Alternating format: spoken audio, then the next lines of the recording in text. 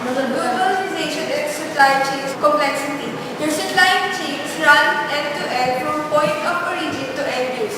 Since there are so many organizations involved from local concern to international enterprises, you are only able to exert influence over a limited part of it. Therefore, a major risk inherent in most supply chains is simply the lack of control you have over the most forces driving it.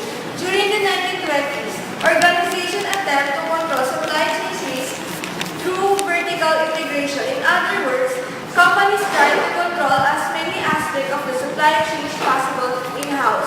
Organizations try to control their supply chain risk by carefully locating their facilities in safe locations and close to supply points controlling how their facilities were operated and carrying larger quantities of safety stock. Basically, this was the self-contained approach. Example, the production facility at the Ford Motor Company Rock River plant in Dearborn, Michigan.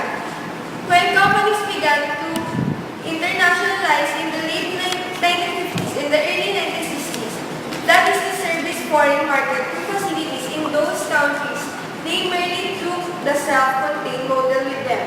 Globalization during the 1980s changed much of what had gone before. With globalization, companies sought out the lowest cost material and the labor throughout the planet.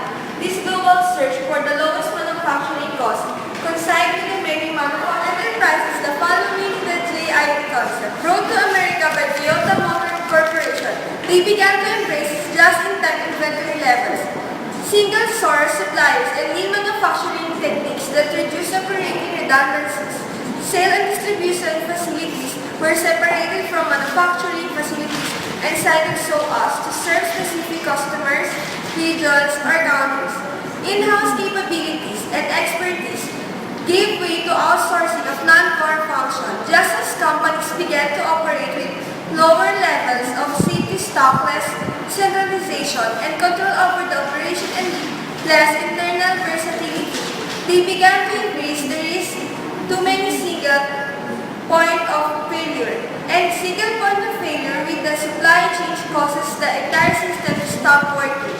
Although single point of failure are most dramatic causes of supply chain system failures. A